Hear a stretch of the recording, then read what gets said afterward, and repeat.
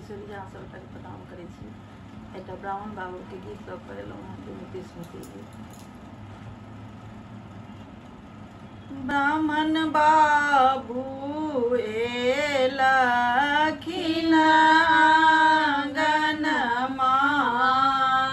परी चलिया बहिना। ब्राह्मण बाबू एलखिन आंगनमा परी चलिया बहिना। कति बिनु आहे ब्राह्मण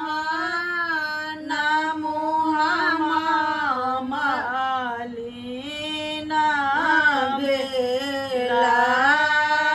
कति बिनु सकति के नमा चलिया बहिना। पान बिनु आहे सेवा मुहमा मलिन भेला। जन बिनु सकति के परी चलिया बहिना।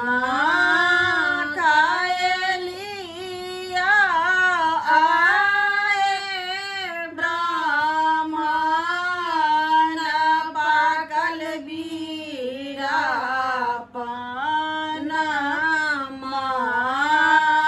पाइर लिया जो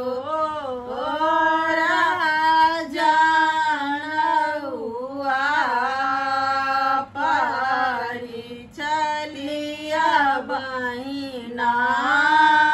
ब्राह्मण बाबू एलखिन आंगनमा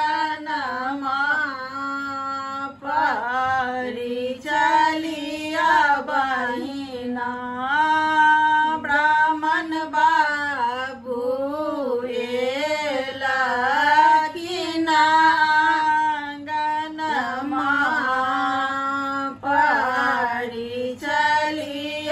बहिना। नीक लागत चैनल के लाइक सब्सक्राइब